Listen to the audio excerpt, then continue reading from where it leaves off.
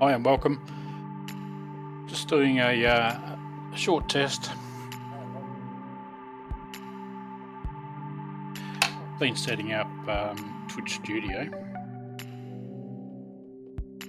with custom images that I've got from my DSO screenshot folder, music, all that sort of stuff. To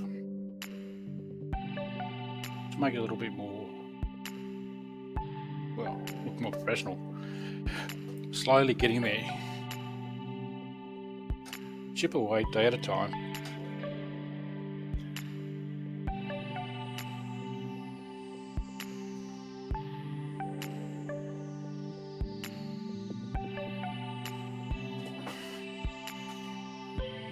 So I've got the game loading in the background. You may have heard a couple of sounds. Still don't have a camera.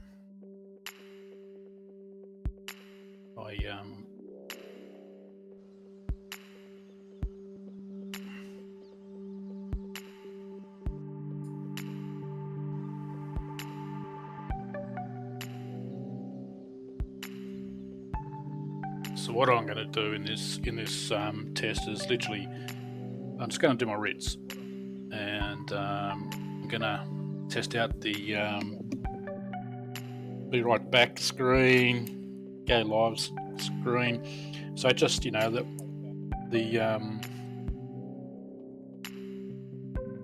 actual program as if I was streaming proper. Well, I'm streaming proper. This is a test. So I just want to test, all those functions and see how they work, how they function, and get a quick stream in, of course. I've got my main gaming computer that I've been putting together going, and I run Twitch Studio set up on it, and it says internet speed, no, not a problem, but streaming capability of the hardware that I've got in it at the moment, not even 420p at 60 frames. It wasn't happy, and I'm guessing what I'm already using is pretty much the same realistically.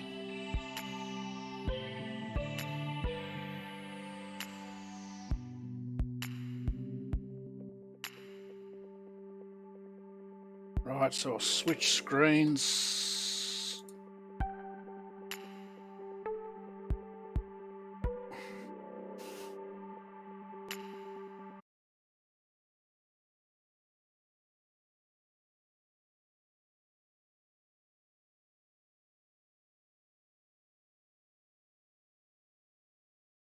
That one screen.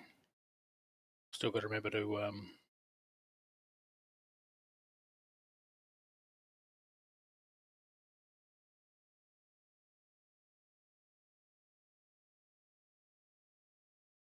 that's it.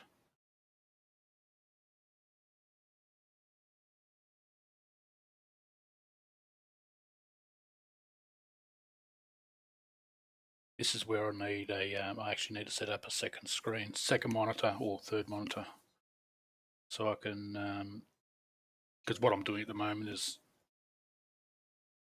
all tabbing my screens to turn that, change the functions and all that sort of stuff.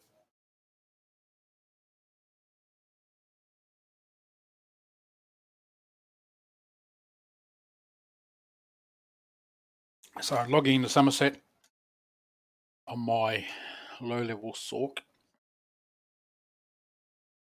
and do the writs. I've actually got a webcam, but it's like, I don't know, it came out with Noah's Ark. I'm just having a look at it. What is it? It's Logitech, so it was built last century. God, I can't even read that.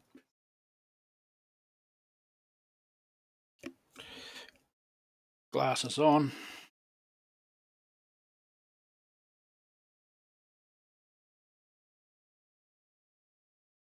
Doesn't have a model number on it.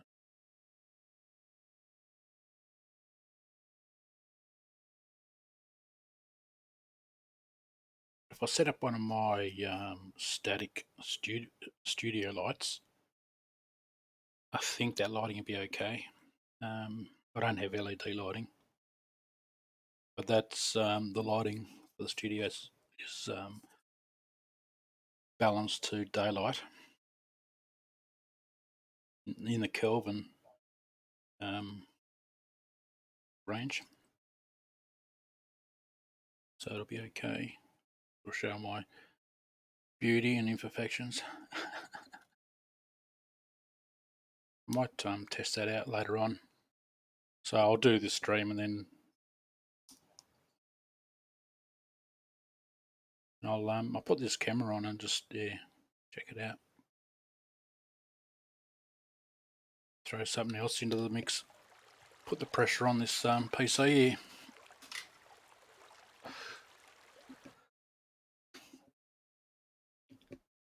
The funny thing is this this desktop that I'm using, which is subpar, will hopefully be in a week be able to do it, be able to do what I want.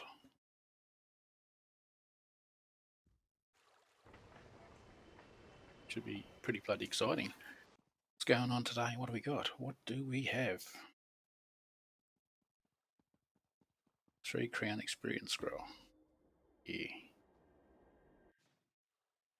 Not today, not for you.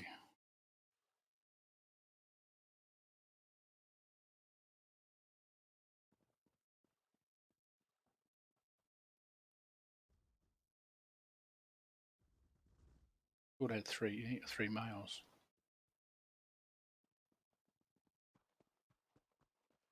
Anything. New reward waiting to be claimed. Hey. Thanks, but no thanks.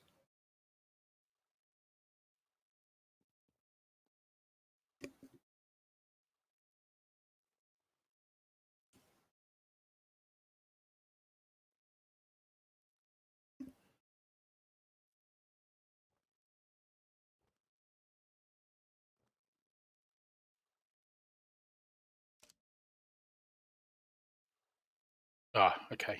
Yeah, I can't hear game audio because it's playing silly buggers, as in hasn't caught up. Okay, so I'm going to do a test as if I am going to make myself a coffee.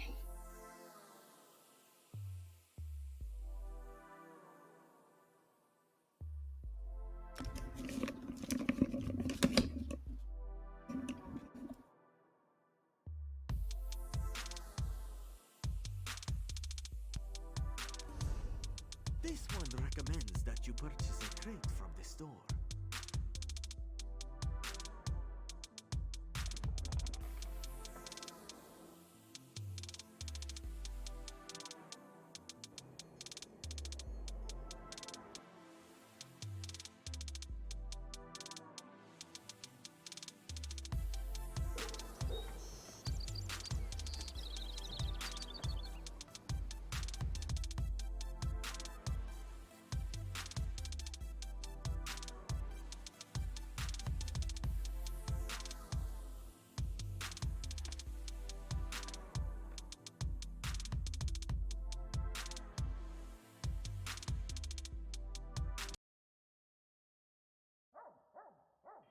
These precious gems can be traded for valuable rewards. Cool.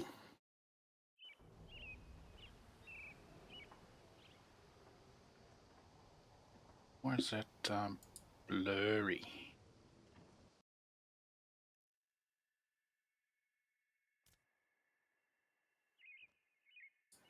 Oh, I think it's just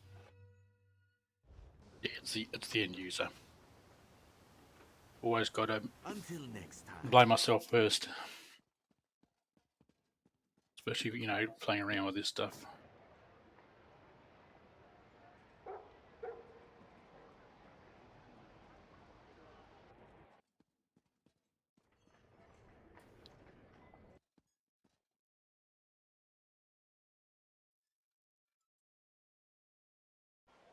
Shadow people there. Look.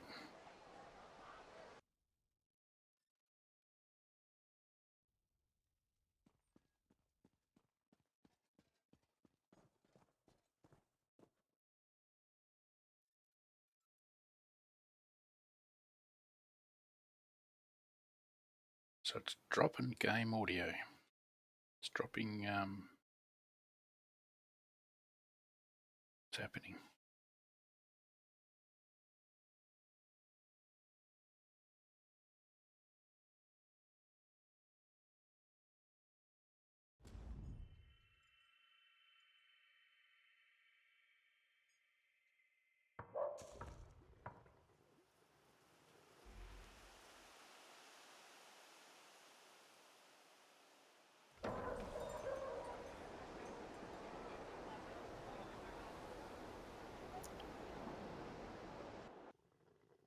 I think it's. I've upped effect volume a little bit. Still only low. Still only 20. Ambience is at 100.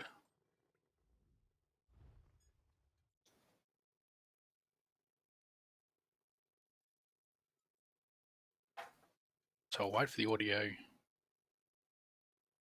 to kick in before I start crafting.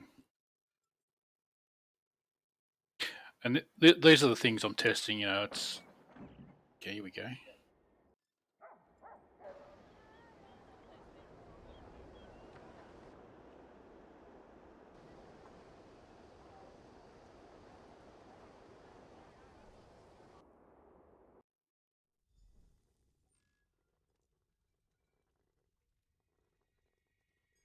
So audio dropped when I did the crafting.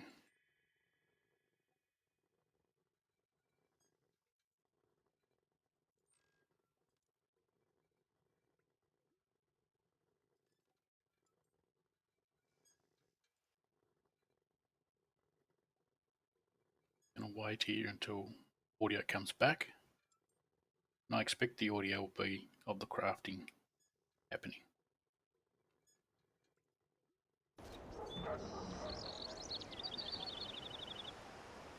Or not.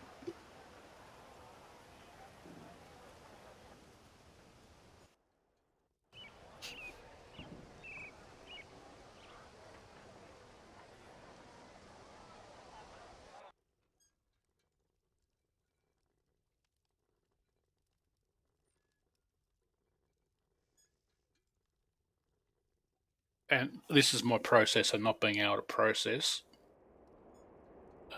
everything for the stream.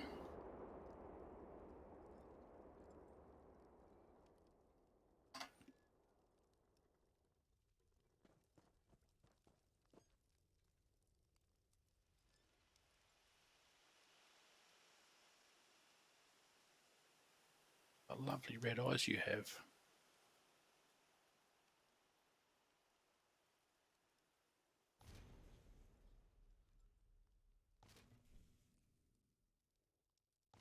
They look nasty. I like it.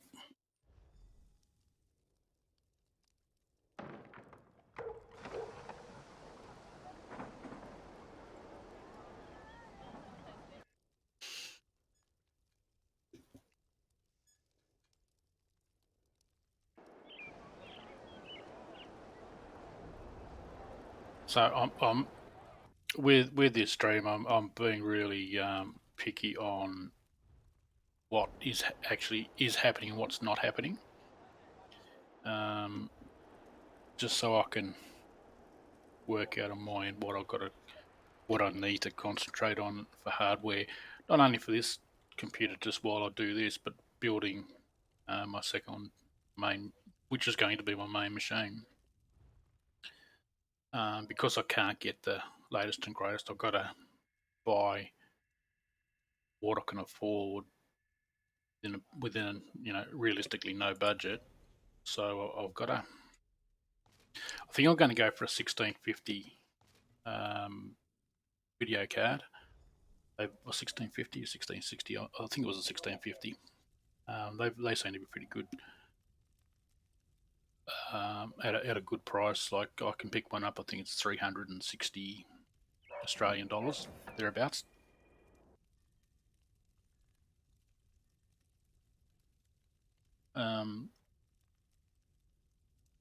And if that's a card that is going to be superseded, then I can pick up a second one at a run out sale, and because I can,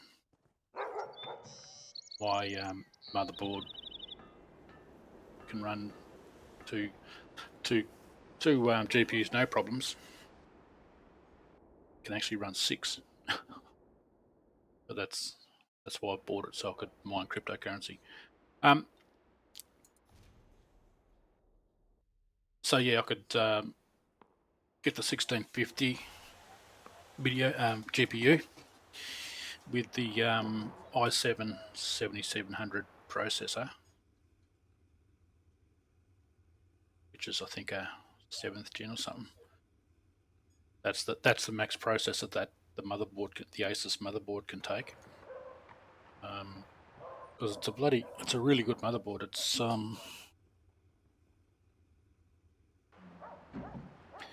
don't know, it's got all this fancy stuff, all this white man magic.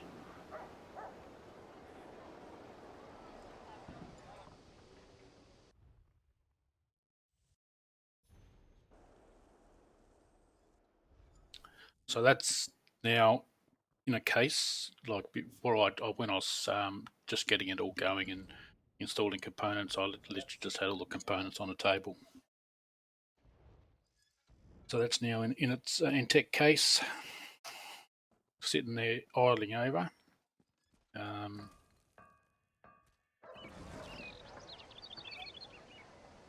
It's no use pressure testing the system at the moment. It's happy with the new memory that I've got in it, so it's got 12 gig RAM. It's a 1 terabyte solid drive.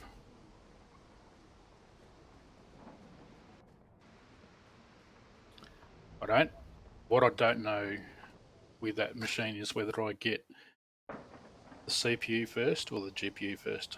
I think if I get the CPU first, then I can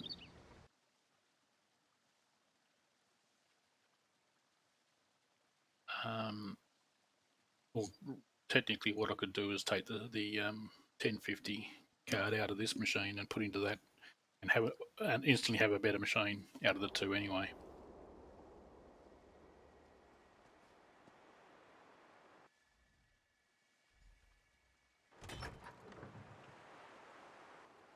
So I think that's a process I need to take.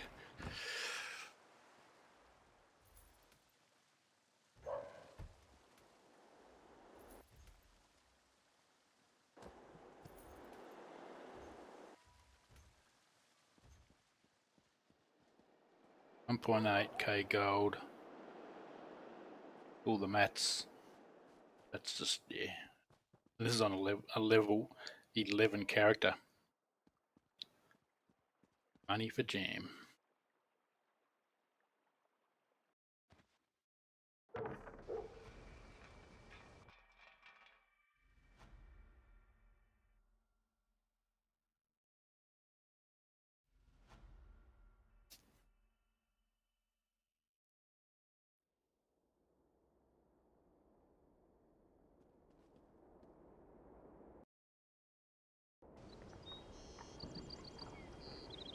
Carbon 666.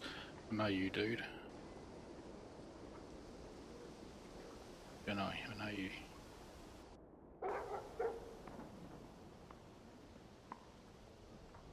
Got a good memory, just short. Like very bloody short. New Zealand Outlaw A1. Battleground Butcher.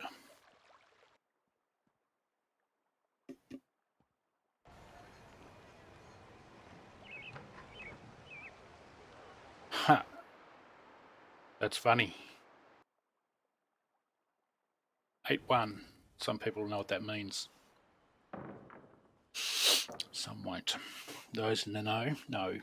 New Zealand Outlaw 8-1.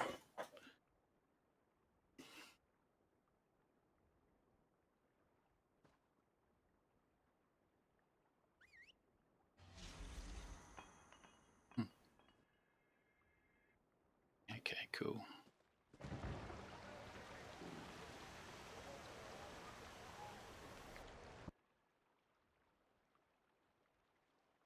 It's interesting because of some I bought my wedding blossoms. How cool.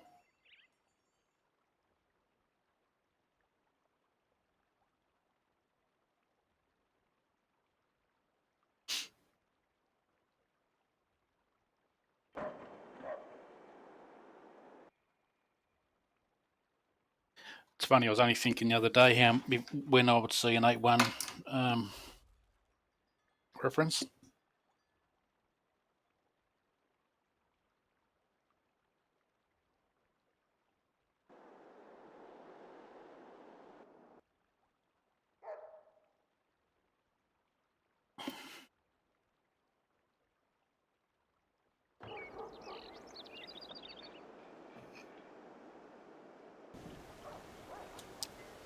I don't even know where the bank is in this zone compared to where I am.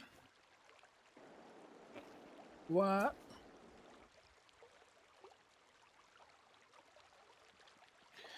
You mean it's a straight run up that hill?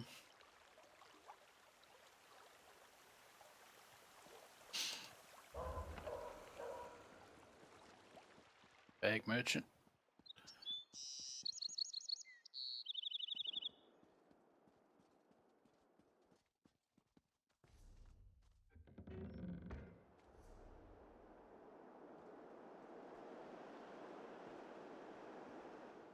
Oh, crikey. It's interesting how some and it's like it when you think about it in real life. Urban planning, layouts of towns and cities and infrastructure, the facilities, the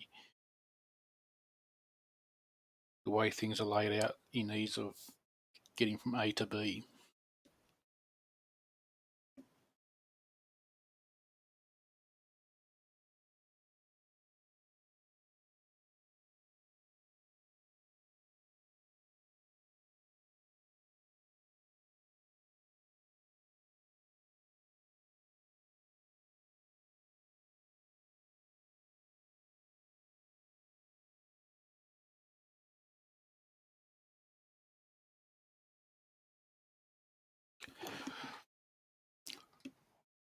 While that's loading, go to my sponsors.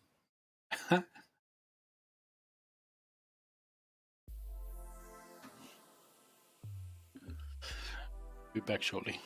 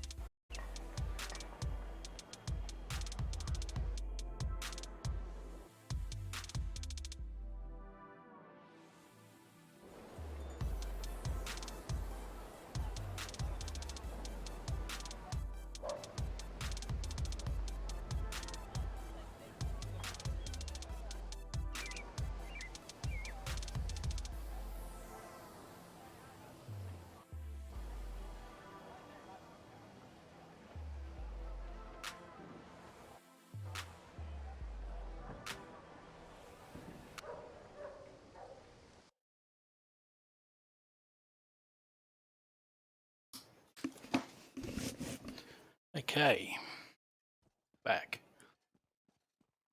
and there's the bank.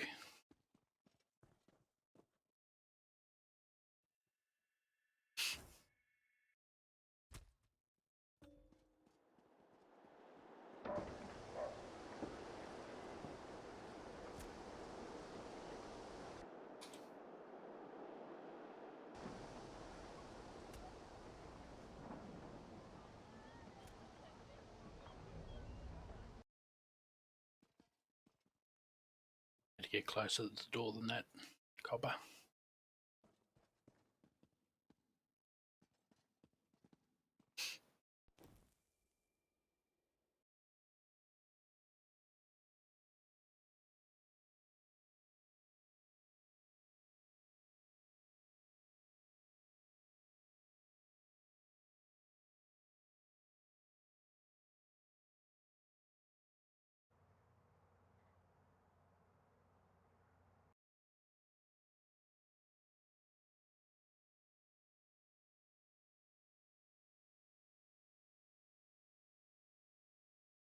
Wow, come on.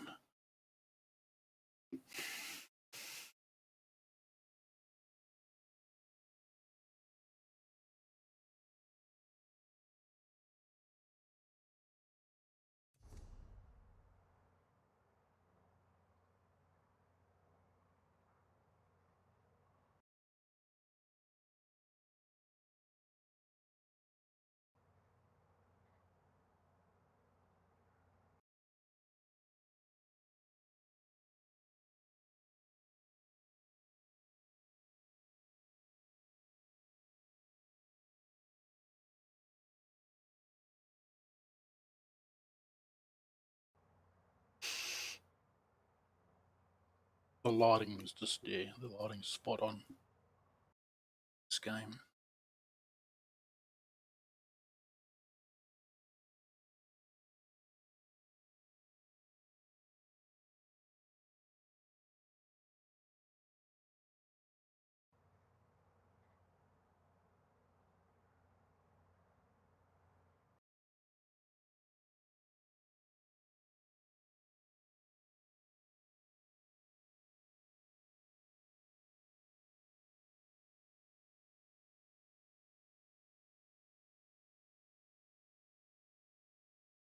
All I need is things to catch up to the lighting.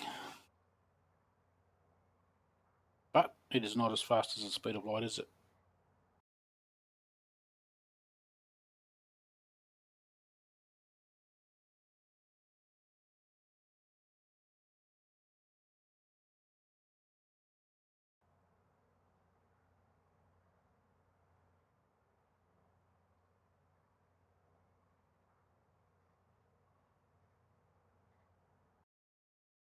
That's what I'm missing.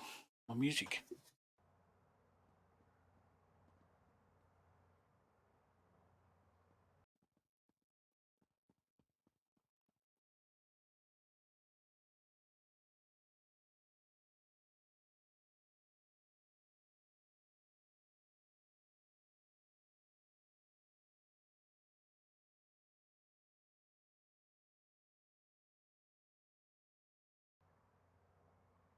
I think I've got it working now too, that what I'm playing on my Spotify is coming up in the information below the stream image. I'll have to check. Is it working? No, it's not working. I've also added my Instagram, my ugly mug photos, and just general life photos.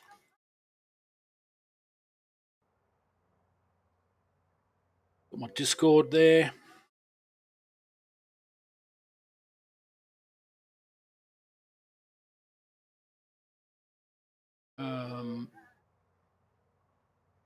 I will be adding more things. I've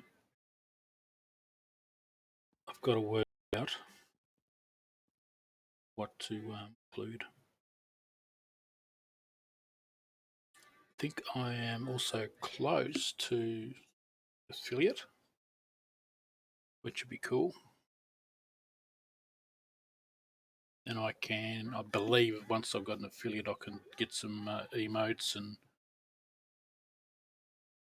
get a bit of good interaction happening.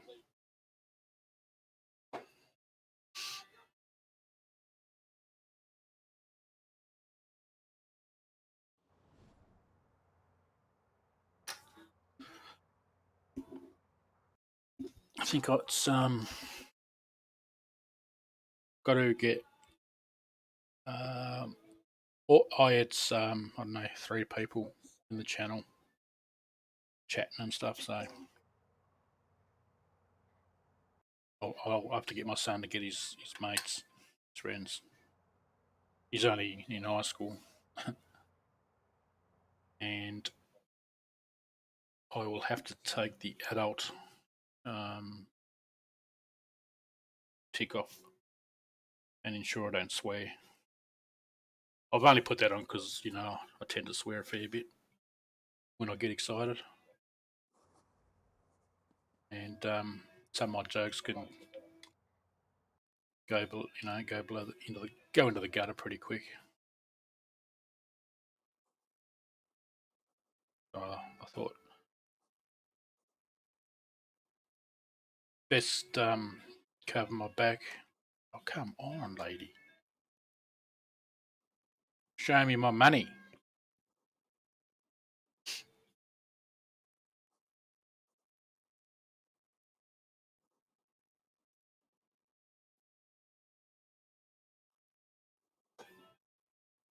Uh-oh. I don't like her. I'm going over to this dude. Mornada. Can't say his bloody name. Morn.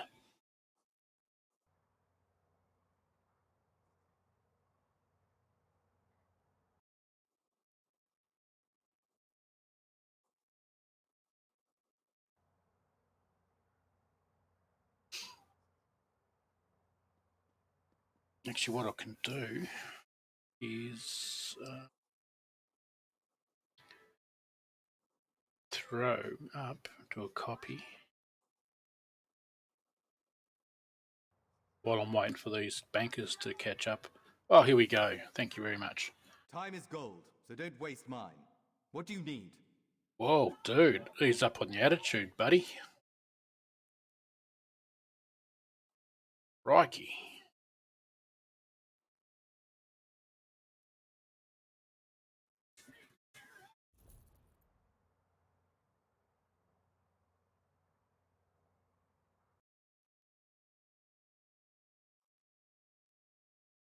I'm just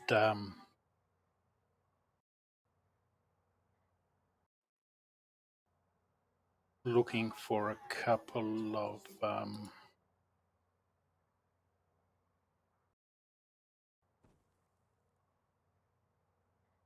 of areas where I can promote that I'm streaming on Discord.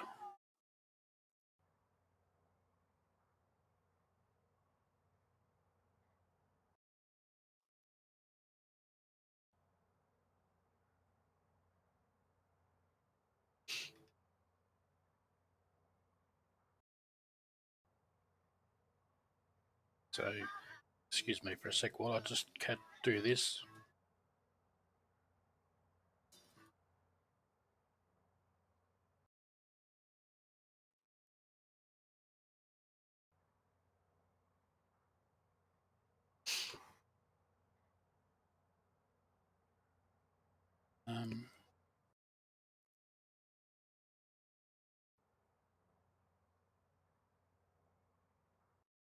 Self promo.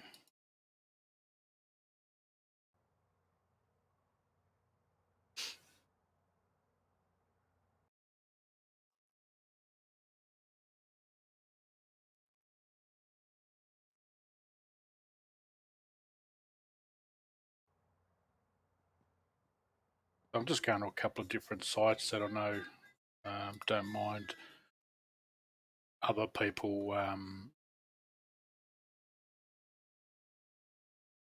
dropping in their streams, just sharing the love.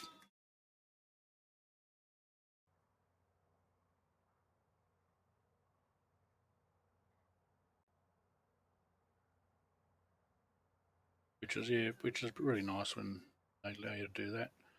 So I need to set up something on mine where I can do the same.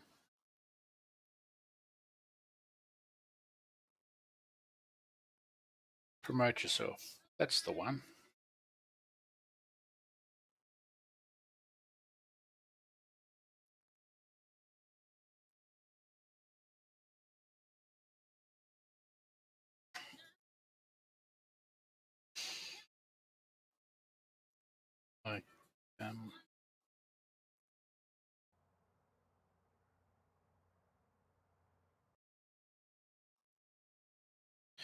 Okay.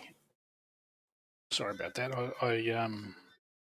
I'll get better at doing these things. I suppose have them done before I, instead of doing them like in the middle of a stream, do that, like get a process in place. And that's what it's about, just getting some sort of a process. Because I ain't got one.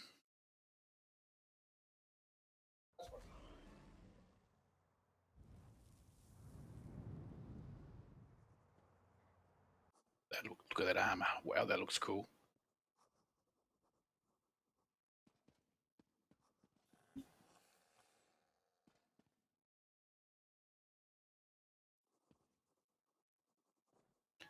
Whereas I've got a habit of downplaying my characters when, as far as their armor and looks are concerned. Like this being a low-level sorcerer, although I've got the means to make her look like she's level 50 and she's veteran status. She's done everything. I want her to look like a level 9 character, or sorry, level 11 character. So I'll put on, basic clothing, and I also like that with this particular outfit. Got a bag, so she's she's a trader, so she's got all the mats.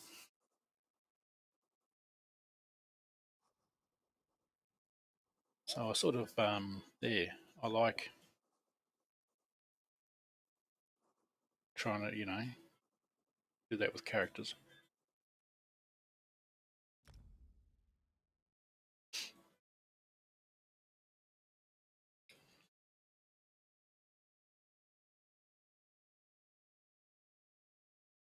Who's next?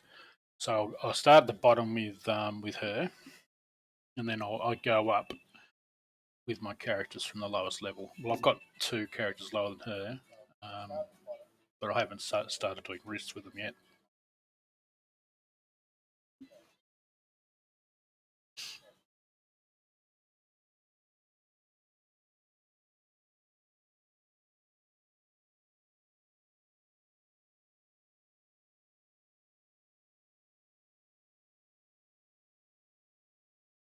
So it's 7:10 Saturday night here in Tassie. If you don't know Tassie, it's Tasmania, which is the island state of Australia, way down south.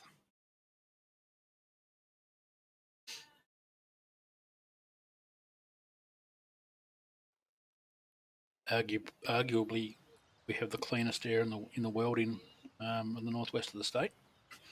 Cleanest air, cleanest water.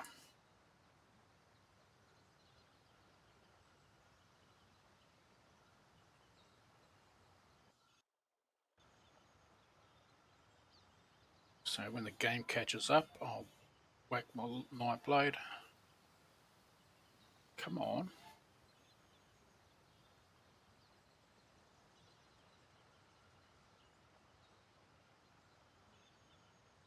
That mount's nice.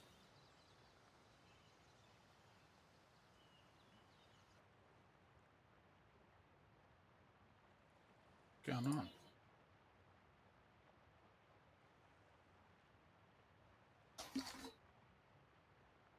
So King Bill popped up straight away. He's my future vampire. King Bill. Named after Bill out of True Blood. Bill, oh my God, what's the family name? Can I remember? Oh my God, it's been that long since I've seen it. All he kept on saying was, Suki's mine.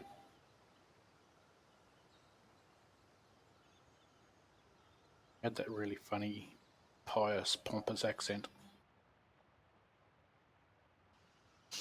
Yeah, there's Skullscraper, my my young Nightblade. The dark elf. Not a vamp. Looks like a vamp, but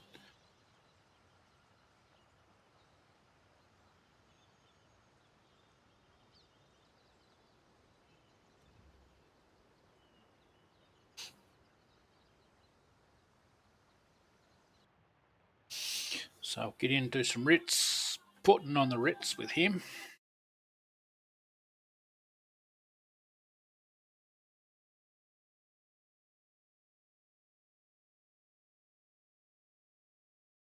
Make another few K, get some more materials, get some trade skill experience, get some leveling experience.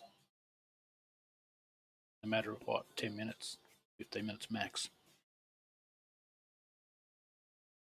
Like I keep saying, perfect casual player to just keep your characters ticking along, keep bringing a little bit of gold if you've only got half an hour to an hour to game, and you might get home from work or whatever, and you just can't bother doing a dungeon.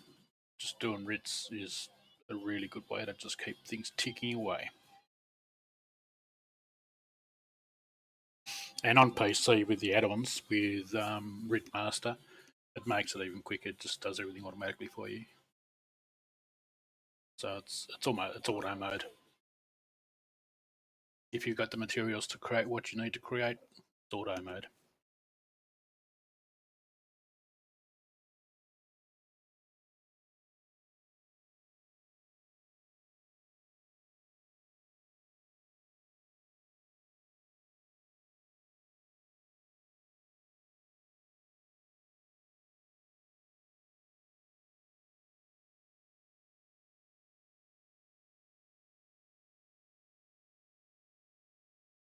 I'm not even sure if you can hear the music. I don't want to have it too loud because I know there's an issue if I don't know if it's still the case if Twitch picks up copyright music that it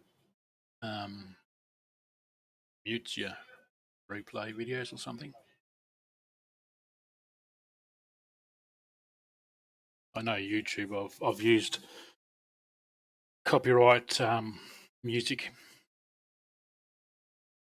and they the main bands, they do a copyright notice on you,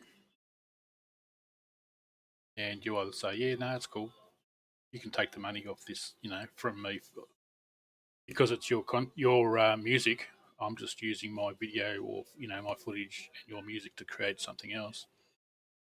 You're entitled to the rights, but I think they actually don't quote me. I think I read somewhere that you actually get like a 1 millionth percent.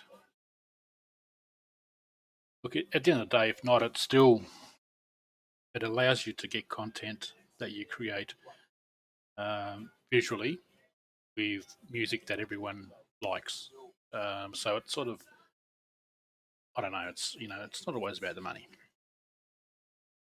Well, for an individual, it's not. For commercial entities like bands and anyone that's commercial entities, understandably so. Like I was a professional photographer for many years, and I had work used. A lot of people local people locally would ask me, and I was never really totally anal. I had TV stations want to use, news reporting stations want to use my imagery, photos, and I said, yeah, there's a link here. This is you know how it works. I've put it on this website so that if you want to use it with full rights, you pay the commercial fee because it's how it is. But what they can do legally is instead of paying you, they just share your work. So it's sort of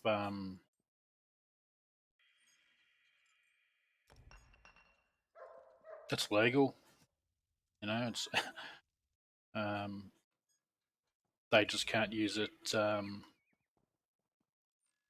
exclusive.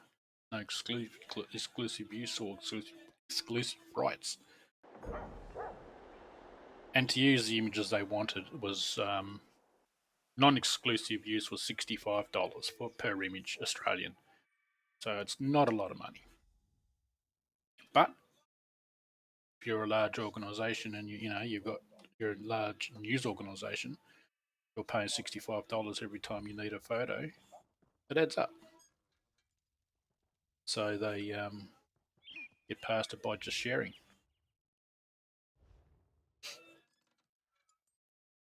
Smart business.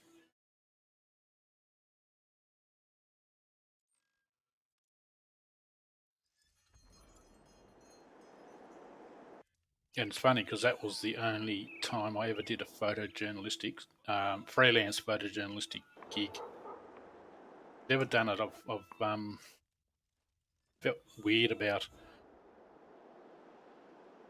rocking up somewhere and just randomly taking photos as a freelancer for photojournalistic's sake. And all I was photographing were fires that we had down here years ago that were bad. I wasn't photographing fires or any of this. I was photographing a roadblock where you had emergency services directing staff. So it was smoky background. So it was almost like here's an image of live action. So I was creating a vibe, a feel, and that's what I was going for. I didn't want to, I didn't want to try and capture grief or any of that sort of paparazzi shit. I couldn't do that. I just feel it wrong in my own, I just wouldn't be able to do it.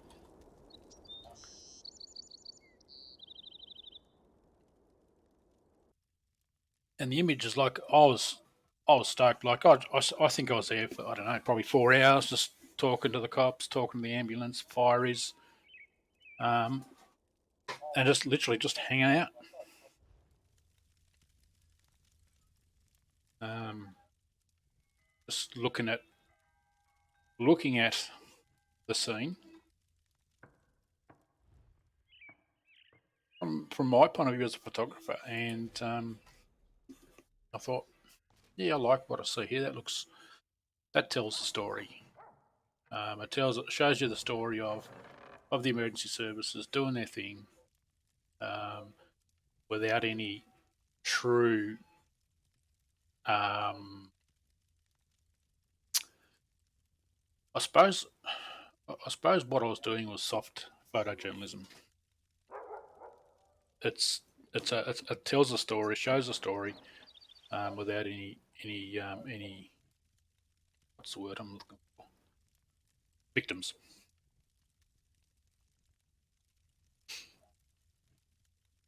And morally, that's just how I would work as a photojournalist if I ever pursued that line of work. Um, it'd be soft news story, like even when I was in the army, I sort of became a default unit photographer, and I'd photograph um,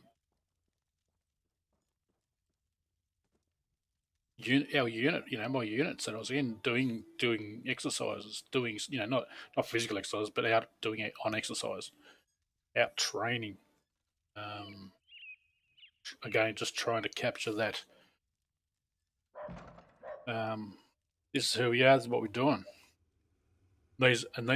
Storytelling, and these are the people creating history. These are the people at the time doing their thing. What? My inventory's full. Really? 60 slots. No wonder. That's funny, not funny.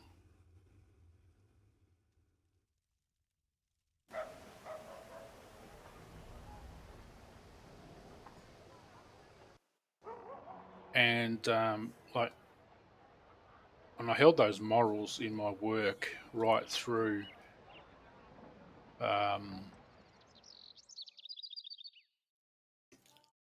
everything I photographed. Oh, crikey. Um, I used to photograph burlesque, performing artists, a lot of stuff like that. But I was always mindful of the images that I took of burlesque performers, especially when they're performing live. Um, and I'd often ask, you don't get any images that sort of unflattering images, and I've got a good reputation from because of that, which I bloody was very important to me. My name, you know, my good name in photography has not been a sleazebag, was more important than anything else to me.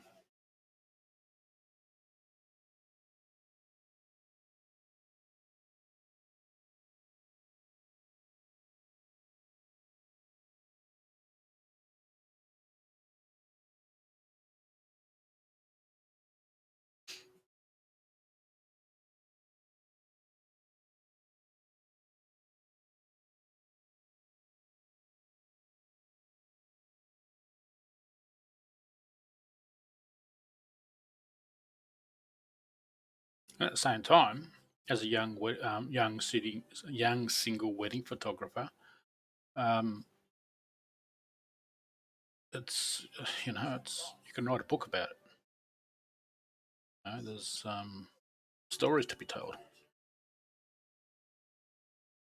just like live music photography. There's some of the things I've seen in a green room are a book. They're a book in their own right. But it's not my place to share some of that stuff. It's I feel honoured and humbled to have experienced it, to have well known artists um, allow me to be in a green room with them while they do what they do. Sometimes I'd photograph them. Other times it was just literally hanging out, drinking, and just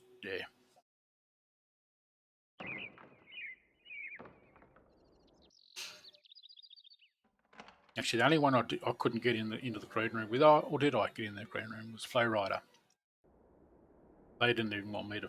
He had a touring photographer. He didn't even want me to photograph. He said, "No, sorry, you can't photograph." Mate, I pulled the old. Do you know who I am, card? Like, yeah, I didn't take that crap. And yeah, you're a touring photographer, but I'm the venue photographer. I So I got the venue manager who pretty much paid his company paid Flow Riders bloody paid for him. So I pulled rank. And I know, look, in Australia, we don't like. I didn't sign an NDA, didn't sign any of that sort of stuff. But the photographer wasn't happy. He said 3 songs only, man. I said, yeah, it's cool, bro. And I smashed off some images. I don't know. I took a lot. I took a lot of images. Um,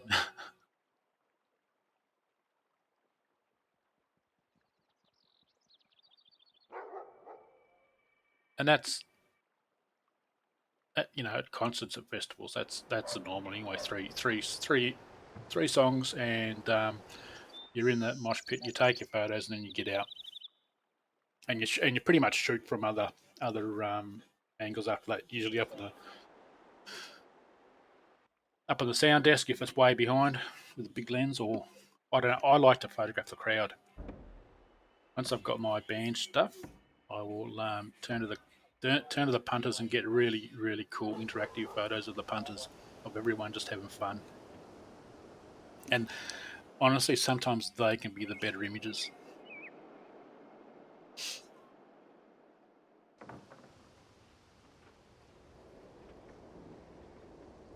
Waiting for the bag vendor to show up in front of me. I know they're there. It's crazy. Crazy, I tell you. I fell into live music photography, literally. An opportunity, like I was known as a photographer, but not in the music scene, not in. There was basically a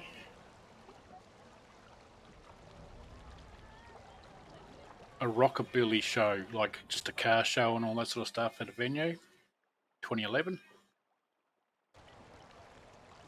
And then I just turned up randomly and just said, "Oh, it's okay for a photograph," and started talking to the manager of the venue. He was ex-military, ex-Australian Navy, and we just hit it off, started talking, and I just said, "Do you, do you have a venue? Do you have an in-house venue photographer?" He goes, "No." I said, "Do you want one?"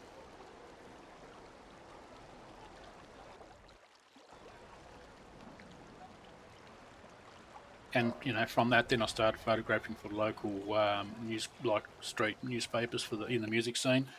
Then national music, online music magazines. Then I started getting. I had a New Zealand heavy metal magazine wanted me to photograph for them. And I started getting excited. I'm thinking, wow, shit, it's people are really digging my work. Like my work is on CD covers, album covers, all that sort of stuff. Worldwide heavy metal promos, and then this New Zealand magazine. Apparently, they're pretty huge in New Zealand. Like I'd never heard of them, so I just did some research, and I thought, yeah, cool, they're huge. But they want to dictate to me how I photograph for them,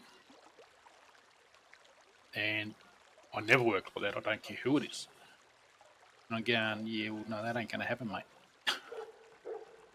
I said, there's no way am I going to photograph how you want for you, even though it's your magazine.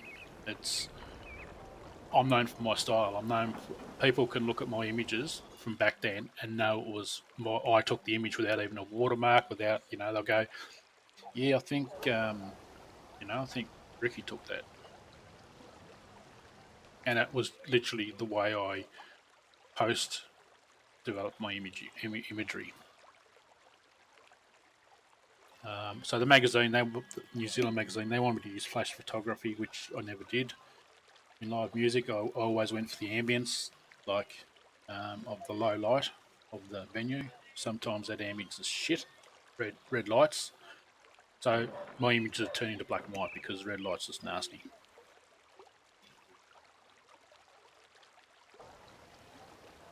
And I think it was from a gig I did at a pub, and they just had red lights. And because of that, the image is like when you look at them in colour, they were just they're just every single image is crap.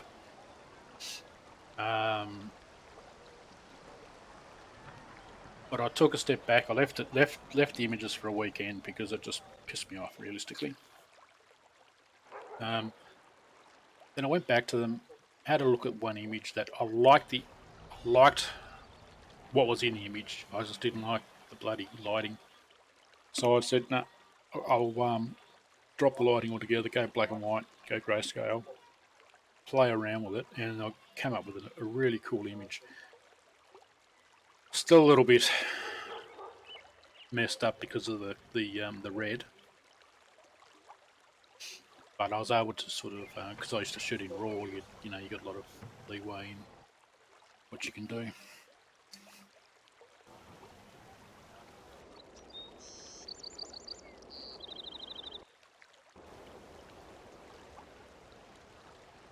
Wow, this bag bend is taking a long time.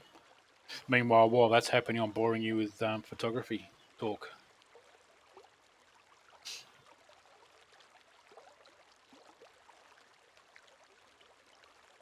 I've got material from two different local bands to do two books. One's a rockabilly band, where really, really bloody cool. Got some really, just over a couple of years, got some awesome images. Another one's a heavy metal band. Both, became friends of both bands. I think that's what I liked about shooting live music was meeting, realistically, meeting famous people, especially in their own circles. People, like you have bands that you follow and you idolize them. And I'd get to meet some of these people, and I don't get starstruck. I treat them like they're a person. Like I just, I say, I'll just say what I say.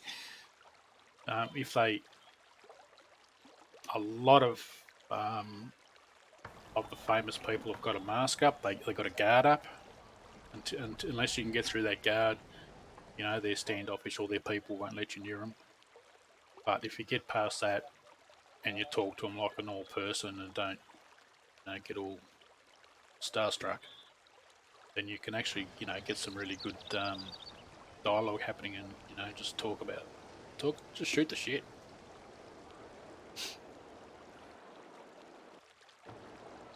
Remember the most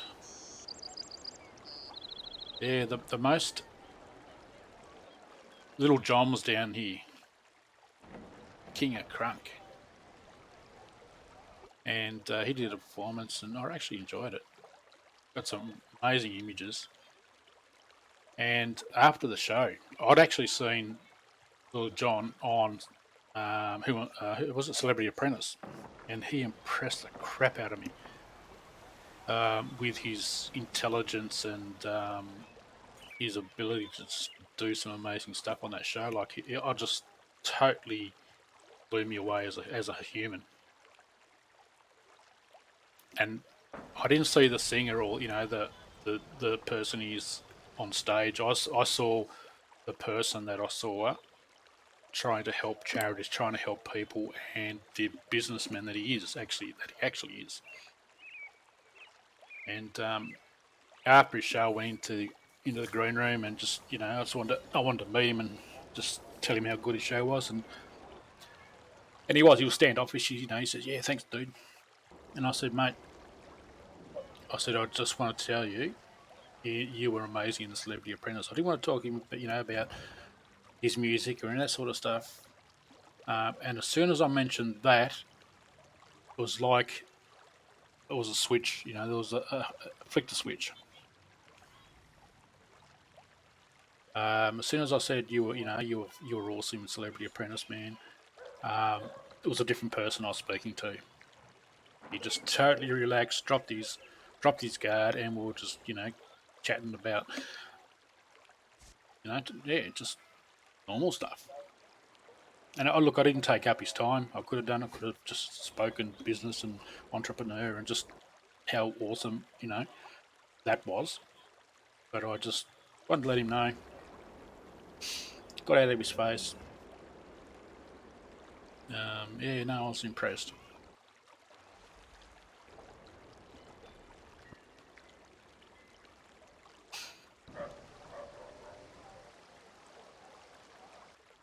Oh my god, this is a joke. Seriously.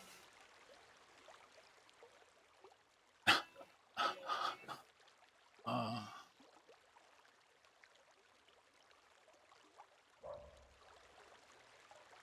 400 gold? Is that all? Is that what the first buy is? Wow. What's the second? 1100? 2 grand. What's the third?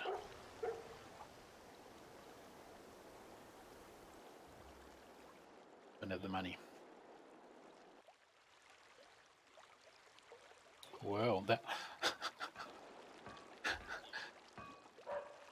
sorry, chat. That was a lot of jibber jabber from me just to get that done. But look, that's what I'm like when I'm talking about things I'm passionate about. Is I just go hard. I can talk about it, and just yeah. In photography and just some of the things I've experienced through photography is definitely one of those passions. Um,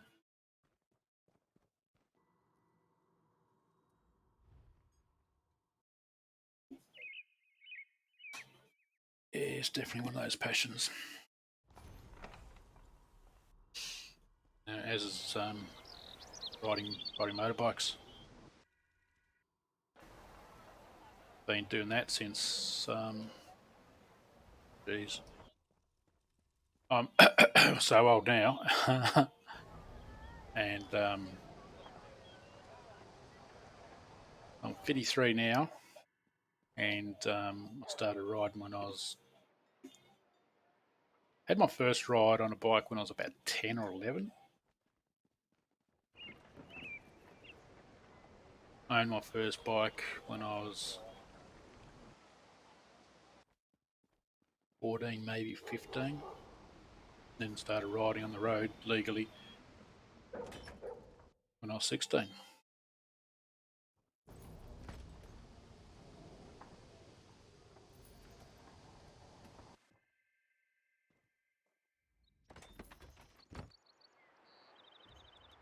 The process of selling my current bike.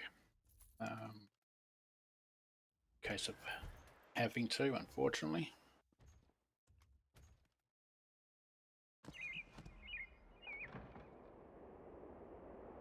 And riding to me is a form of therapy. You know, it allows me just to get on the bike and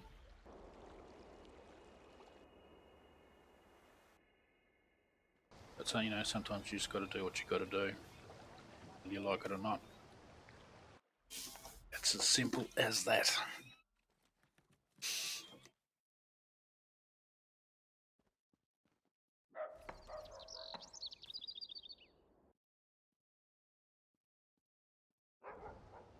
So I shall sell my bike, pay a bill, which I haven't been able to pay. So um, being an army veteran, I was hoping to get a payout from Australia, DVA, which is the VA version, what we got here in Australia. But yeah, it's like trying to milk a bull.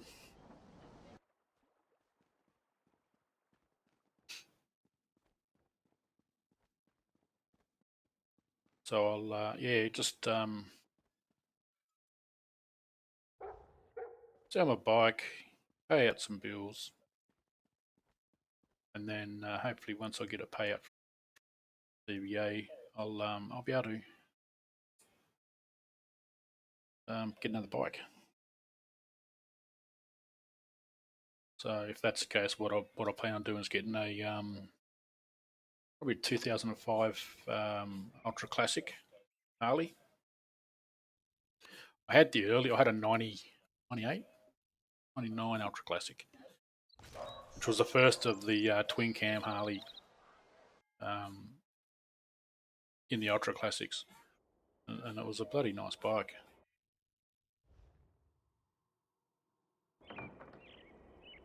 One of those bikes that you just get on and ride, and she just chews up the miles.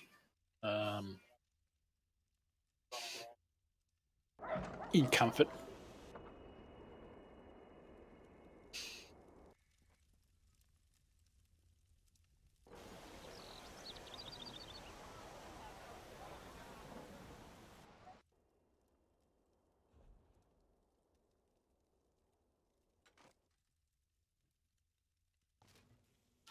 So that's the plan. The plans always change, and you've got to be adaptable. I think when they change, and just go with the flow.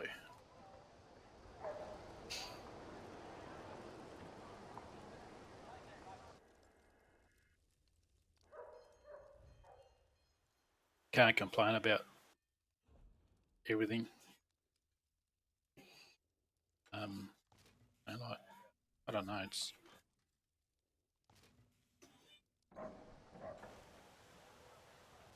I openly talk about mental health, um, and sometimes I may talk about I'm having a crap run or whatever. But it's one of the reasons I do it is to hopefully engage, um, in particular, men who don't talk about that sort of stuff or haven't before, um, especially amongst my peers of veterans. Like a lot of us won't accept that we have a mental health condition.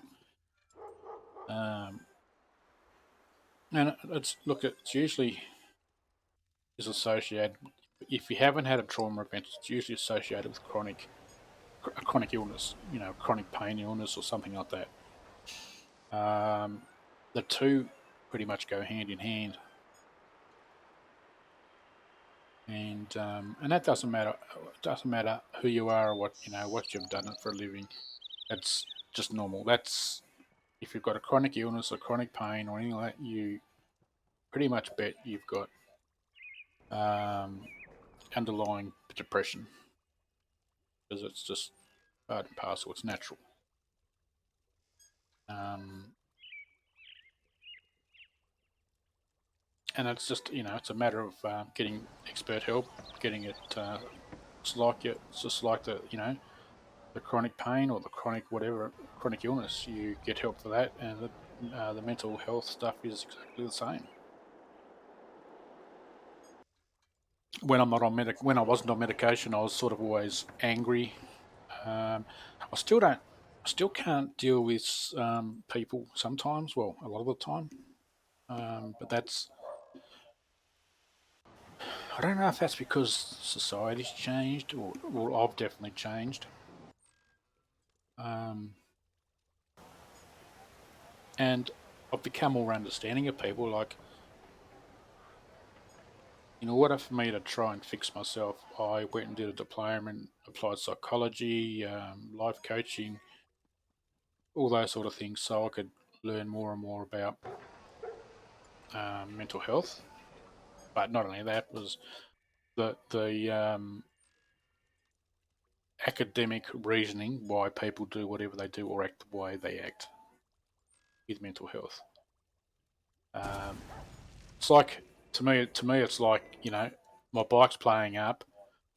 I've got a bike manual. I'll read through the manual, work out what's wrong with my bike, and fix it. And I pretty much approach myself the same way. I've got all these mental health conditions. I've got a physical chronic illness in my back. Of course, my depression is going to be associated with that, but it's also associated with other things. Um, my PTSD, I pretty much ignored for 20 years and just pushed everything that I lost someone under my command in '95, and I pushed that down and just didn't deal with it. Got on with life, and just didn't deal with it. It happened, but hey, that's life. And then, I don't know how long afterwards, it hit me like it was out of nowhere. It's like someone had a baseball bat and went whack around the head, and next minute I've got all these flashbacks and all this other crap, and it was like, where did that come from?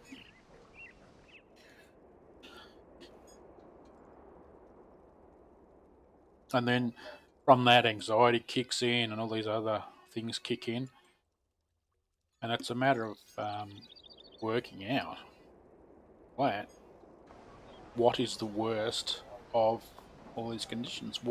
What is stopping you from living or surviving even?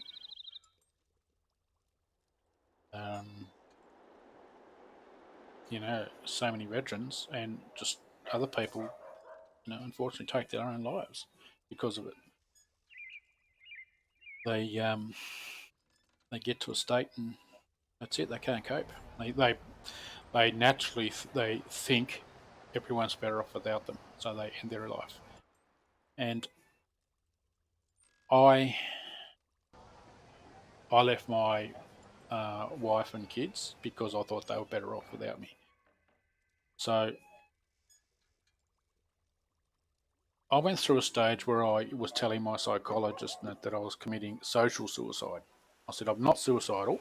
However, I don't want to be around people. I don't want to be around society. So I I said to him, I am I call it social suicide by cutting myself off from everyone.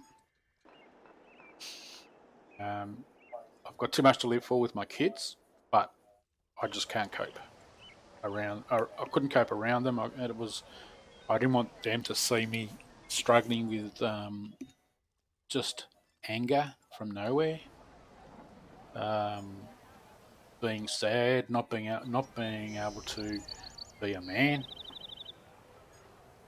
So I left them, and it was one of the hardest decisions I've ever made. Um, I can see them any time. Everything's amicable. Um,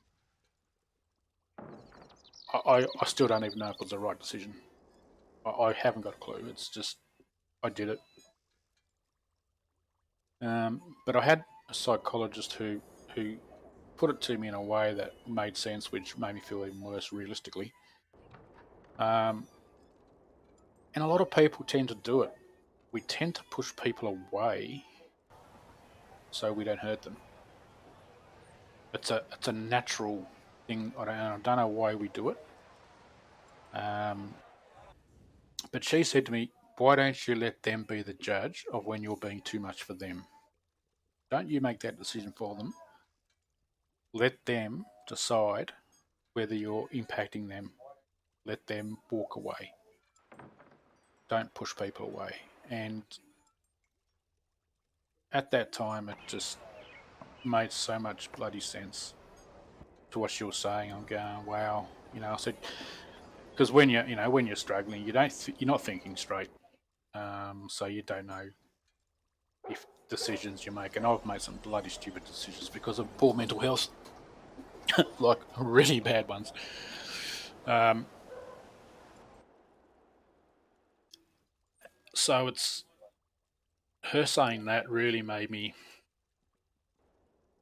think about pushing people away. And look, I still do it, and I still got to be very mindful of doing it. Because I'll lock myself away, and then I'll game hardcore. But it's my escape. It's how I handle um, my mental health. That's my addiction, and I openly admit that I am addicted to gaming. But I think it's a healthy addiction. I'm not bloody blowing heaps of money on drugs or gambling or um, alcohol. To start with, I couldn't afford it. So paying $15 a month, whatever it is, to play a something that gives me joy, escape, um, is worth it, in my opinion. Some of my friends and family don't agree, but they're not me. They don't, you know, and that's another thing that I speak to people a lot about is how much your friends, your family, truly understand. They say they do, and they say they understand, and that, but I had an analogy and something I want to try and get looked at either um, through university students, someone doing psychology or something. I don't know. When you think about or you look at the impact of, and this is not just for mental health, this is for everything, every illness out there. You have you as an individual. You have a chronic illness, mental health condition, anything like that. Then it impacts on your direct family in whatever way. So it has a ripple effect. Now, what I was curious about was how that ripple effect impacts our friends, our work colleagues, healthcare professionals. How does our illness impact our GP when we see them? How do they feel about treating us? I want, like, it was a bloody deep and really profound, I suppose, thought process of how one person impacts so many. And it wasn't to draw a negative view of it, but it was a sick. Actually, I suppose contagious diseases even more so because it shuts bloody cities down, doesn't it? It shuts everything down. So that has an even bigger um, impact. And it's like if you if you ever done pain clinic stuff, you have that that acute pain from hurting yourself. You go, bloody hell, this hurts. This is really hurting. And then you have chronic pain, which is never stops hurting, but it's a different type of pain. It's a yeah. Anyway, I'm rambling on. Sorry, chat. I got off. So but that's that's what I like. I like to talk about that sort of stuff, and talk about it from a different viewpoint. Not like I tend to see every angle to a situation. Like I went to the very first pain clinic I went to. It was bizarre. It was bloody. It actually pissed me off, to tell you the truth. I don't know how long ago it was. This is for my back, lower back. I've got facet joints that are just not happy with themselves. Um, this is in a public health system in Australia, and so there's I don't know how many people are in this bloody pain clinic. 20, maybe 30, and you got all these different age people, different body shapes, different everything, as you'd expect. And you get in the room, and the vibe in the room was just bloody shocking. It was just didn't just bad juju, like really freaking just shit. Didn't like it. So you got all these people in this room, and some are going, they're making the like I do it when I bend down to pick something up, and I was in the supermarket, and this other dude was picking something up from a shelf, and he made that noise, and that's someone with back pain. It's that noise. So, but you got all these people, and they're all just making their own little noises and shit like that, and I was just sort of, I was people watching.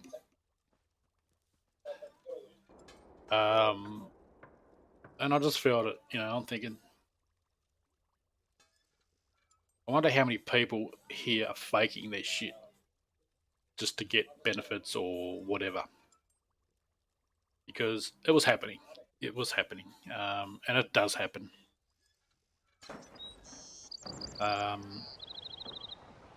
And I think of that stuff like that. I think about, the people that are really truly struggling and can't seem to get help versus the people who are faking it and get everything and anything. And I don't understand how those that truly struggle with their health seem to slip through the cracks, whereas those that are faking it, be insurance claims, be whatever, just they know the system, they know how to bloody do it. Like it's not cool. I slip through the cracks a lot in the system. Not, and that's from not speaking up enough. I think that's what the difference is. Those who are faking overact and overreact. Those who are or sincere. Well, I think it's sincerity. It's so, there's a group of people that just don't want to bother other people, and there's a group of people that want to bother other people to play to get what they want. And I think that's the difference of not falling through the cracks of the system, and falling through the cracks. I think honestly that's the difference. Um, and I'm talking, Um, well, look, I live below the poverty line in Australia. Um, so I'm considered poverty stricken, which is really bizarre.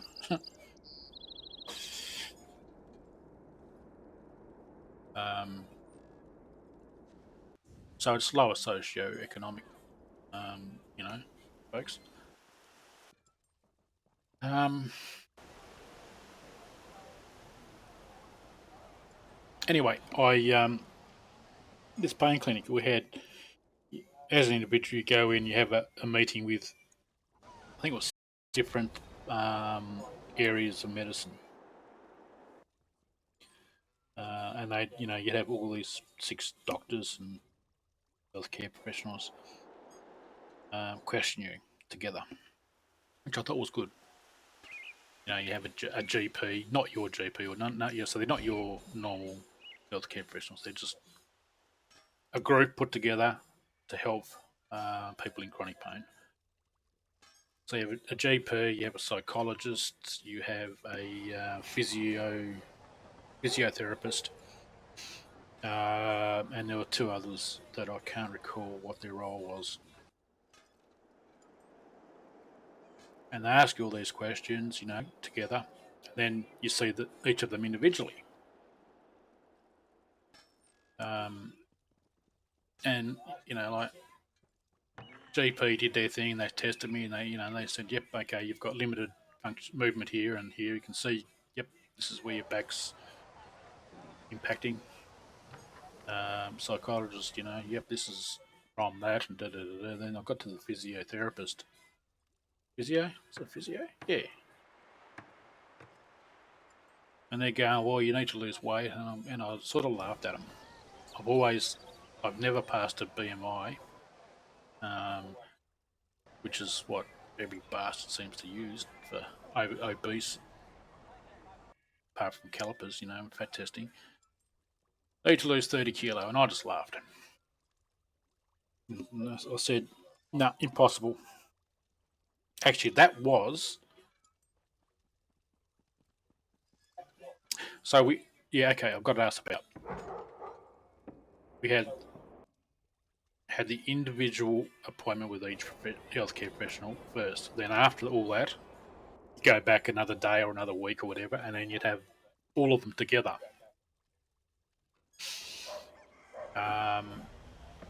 Because I was, when I was doing the physiotherapy stuff, she looked at my guts, my fuel tank for the sex machine, and I said, to her, I said, "There's a bloody 6-pack under that," and she sort of thought I was, taking the piss. And I said, "Seriously," I said, "Feel that," and then so I flexed my muscles in my stomach, my abs, and she said, "Bloody hell, you have." I said, "Yeah."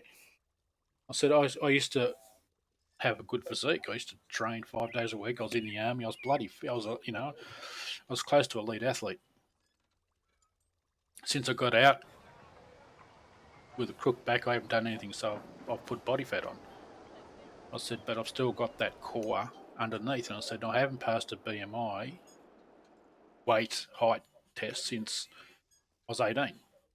And I said, and every GP tells me I've got to lose weight. And I said, I tell them to get stuffed. I said, no.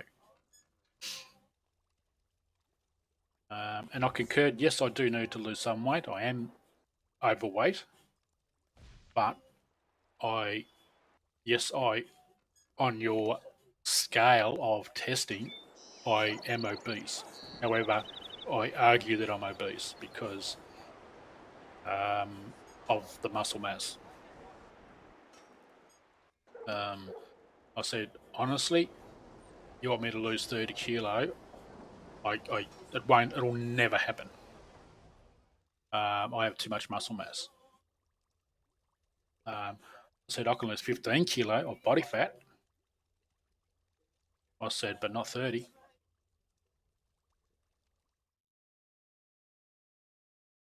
Well, I think I've been kicked out of the game for standing still. Yep. Hang on. On that note, I will go to be right back. I'll have a short break. I'm going to make myself a drink because I've been yammering away. And thanks for listening if you're still around. Appreciate it. And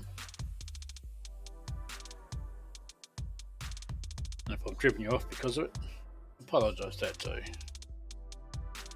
Anyway, I'm going to grab a coffee, have a bio break, so I'll be about 5 minutes or so. Hope you stick around. Listen to more jibber jabber.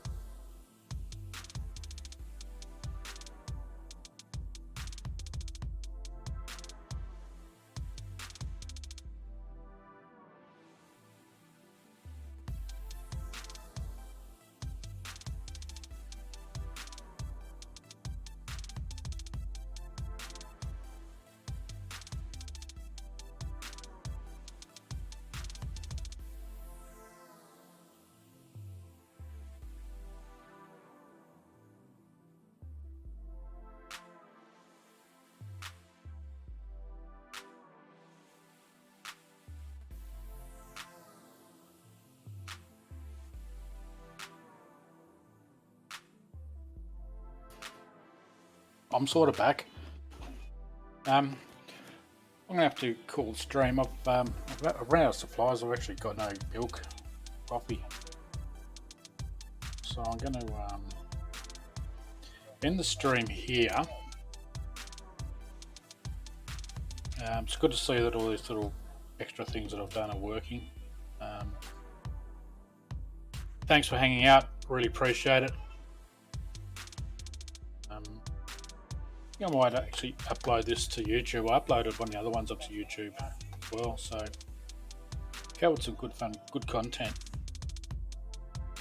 Well, yeah, waiting for other stuff. So thanks for hanging out. I'll probably be back on again in another 6 hours or so. I don't really know yet.